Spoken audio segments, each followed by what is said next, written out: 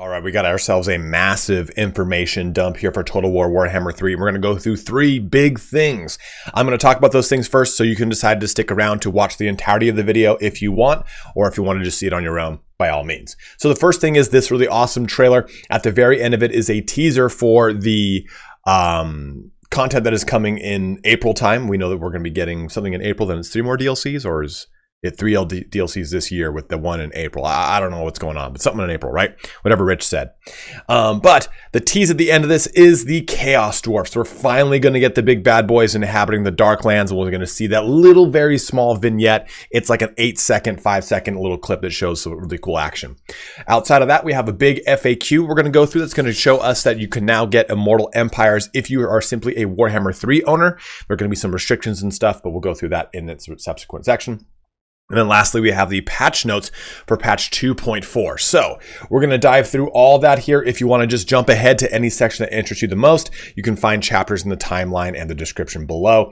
As soon as I have the relevant links for all this stuff, if you don't want to watch the video and you just want to read it, maybe you're at work or whatever, I will post them up. But I have this slightly ahead of time, so I actually do not have the links themselves. For when this goes live, it'll be 3 a.m. my time, 11 a.m.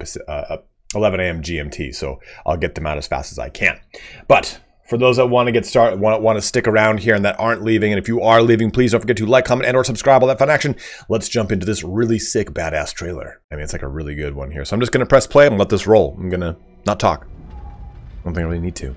Let it speak for itself. Storm clouds gather.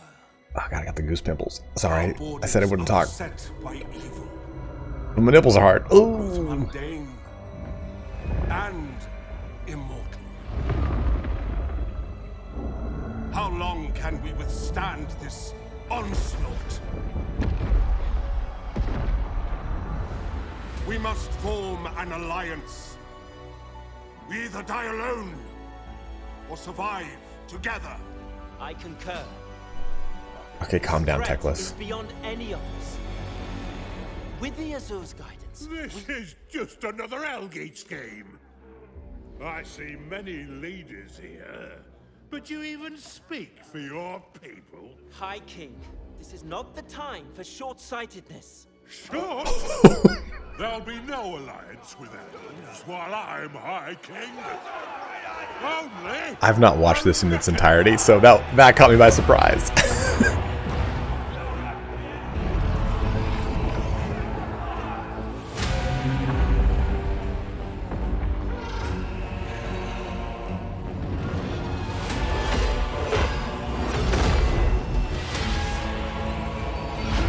I think as far as trailers that span every single portion of like everything that's come out, this is probably the best one for sure. We must not be blinded by our own need for power. This is the moment. Oh shit.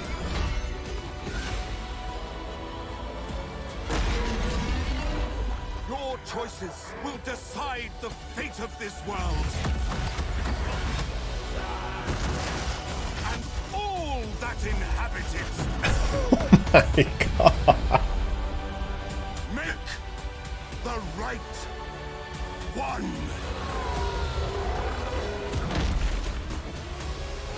God, if you don't have an immense fantasy boner after all that, you shouldn't even be playing the game. We'll jump back to a really quick shot in a second here, but first.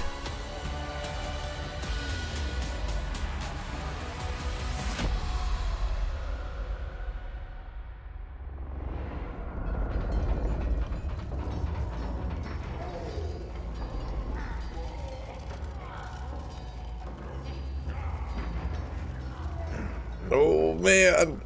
Oh, it's gonna be some Chaos Dwarfs. Oh god. That's it. That's all. I see it's not a lot. It's not a lot. We don't get really anything to go off of, right?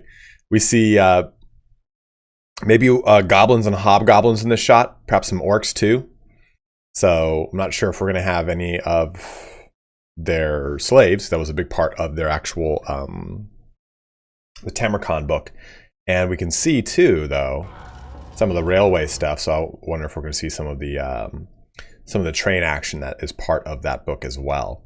But man, this, by the way, the whole like short thing, oh man, time to be short-sighted. Ooh, I got him good. Where is it? Where is it? Oh, this was probably, oh man, this is sick. This is the moment.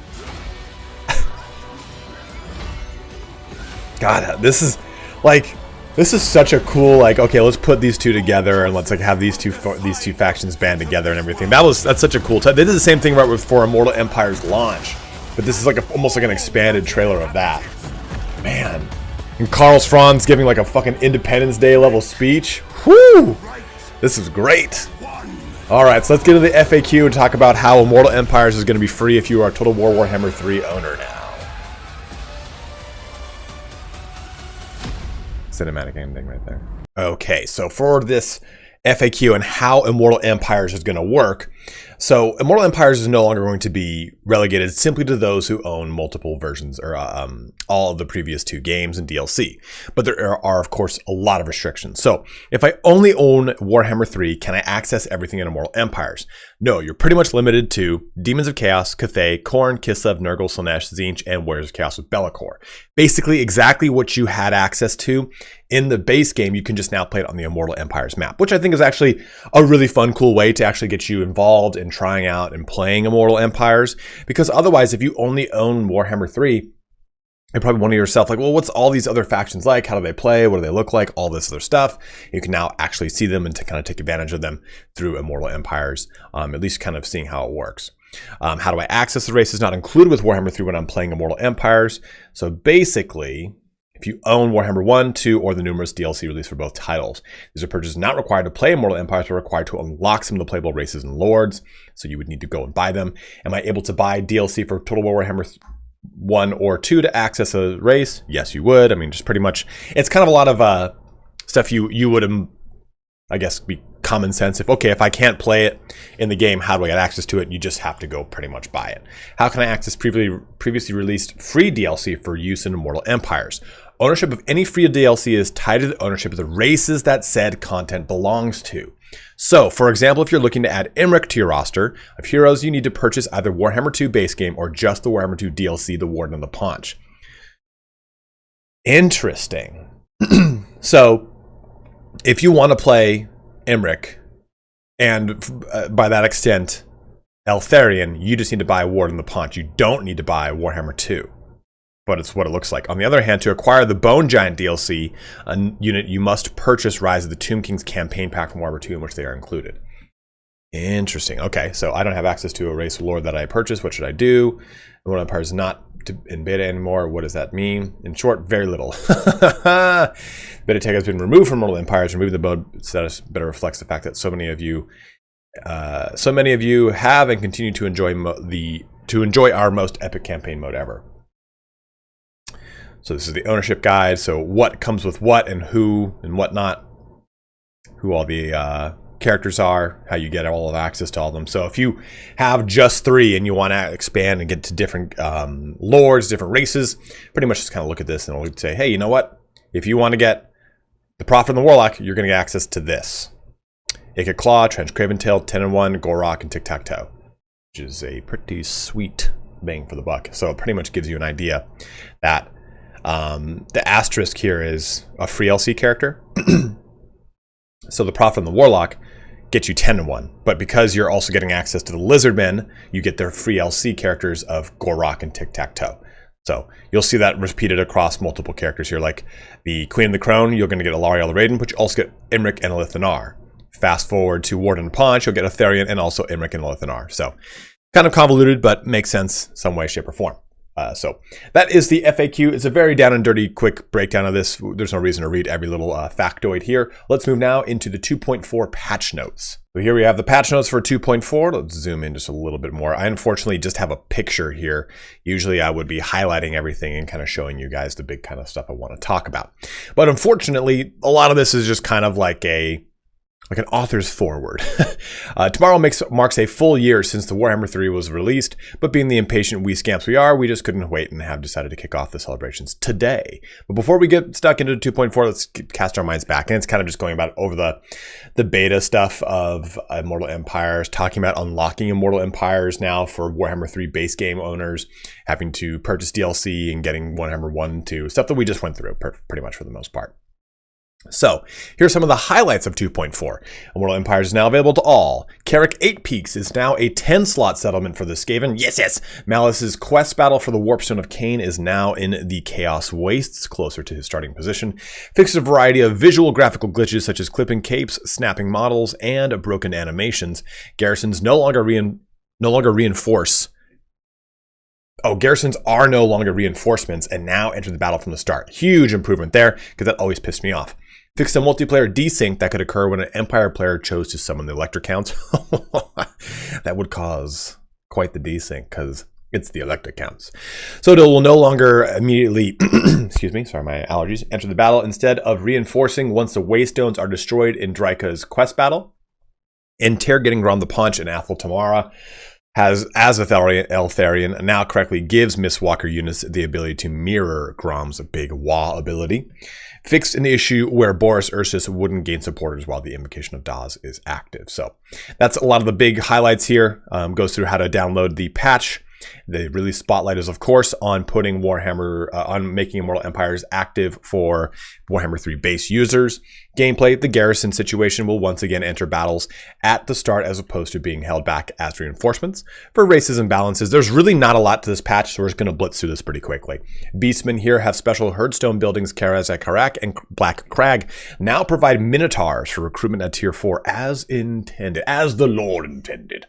Dark Elves, Malice's quest battle for the Warp Sword of Cain has been moved nearer his starting position in the Chaos Wastes. Fixed some animation errors with Colwyn Knights and Doomfire Warlocks. Fixed a visual bug where Dreadlord's cape would disappear when up close. Rakar's whip no longer glitches, and Reaper bolt throwers now display the correct weapons in melee combat. Dwarf Ancestor heroes now display the correct unit category icon, which was, that was keeping me up at night.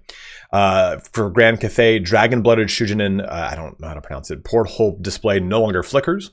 For the Greenskins, Top Knots leader Luggin 9 Fingers will no longer start with a Wyvern mount at level 1. High Elves, fixed Tyrion Sunfang quest battle functioning incorrectly in campaign. For real this time. 2 Shadow Warrior units from Lithanar's starting army have been replaced with a unit of Shadow Walkers and an extra unit of archers. You can say all you want that it's a Leaf Anar, but I will continue to call it a Lithanar, and I do not care. Fix an animation issue causing High Elf Spearmen's legs to clip through their clothes. And another thing here about High Elves that I found unfortunate, there's a bug that Sisters of Avalorn are not using their swords in melee. So it's unfortunate to not see that fixed in these notes. It might have actually been fixed, and we haven't seen it yet, right? Kislev, fix an animation error wherein Zargard's capes would snap between idle animations. Boyar units no longer have a neck stump protruding from the top of their skull. My lord. Norska fixed skinning issue on the mouth joints of Marauder Berserkers. Nurgle heroes that were made to die after fulfilling their usefulness, such as Nurgle Plague Cultists, no longer have the Mentor skill. Ogre Kingdoms, the Snow Horn of Morn will no longer slide when turning around. Well, that's just unfortunate. Skaven Clan Eshin's The Sudden Kill Scheme right no longer provides 2 simultaneous speed bonuses. The Skaven's own stalking icon now displays correctly. For campaign, Carrick 8 Peaks is now a 10 slot. Clan Eshin now starts with an Eshin Sorcerer hero instead of a Warlock Engineer. That's interesting. It wasn't like that in Warhammer 2's Mortal Empires. That's funky. Units reduced animation clipping on the Skaven Warlock Engineer's skirt. The Skaven Chieftain's tail will no longer stretch and warp, which must have been painful. Yuck. Slaanesh, fix the animation clipping on Inkari's cloak. Fix the animation error for the Fiend of Slaanesh. Fix missing textures for Marauders Slaanesh and the stretched facial graphics of Slaanesh. That's working as intended. That should not be fixed. We all know Slaanesh likes to have some real stretchy plastic surgery. For the Empire, the Huntsman General's stumps now display correctly. Empire Knights and Horses will no longer detach unnaturally. Sorry, guys. Free Company militia units can now be dismembered properly. Wow. A lot of adverbs. Iridescent Horror Metal now displays the correct assault unit hero details on the campaign map, and Iridescent Horror's tiara is no longer clipped through their faces. The Vampire Coast fixed level of detail issues on carronades that caused them to darken at distance. For the Warriors of Chaos to have Mirror Guard units no longer accrue the blood of their enemies accidentally. The Citadel of Lead now has the correct buildings available when occupied by Warriors of Chaos faction, and fix an animation error wherein the Warriors of Tzeentch cloaks would turn rigid upon death. For the Wood Elves, the enemy armies for both the Drought and Sisters of Twilight quest battles now display the correct lords and heroes. Male Glade Guards' pretty feathers can now be seen at more levels of detail than previously. For multiplayer, fixed a desync error for some electric counts, and the fixed several instances of characters being too close to the camera in the porthole.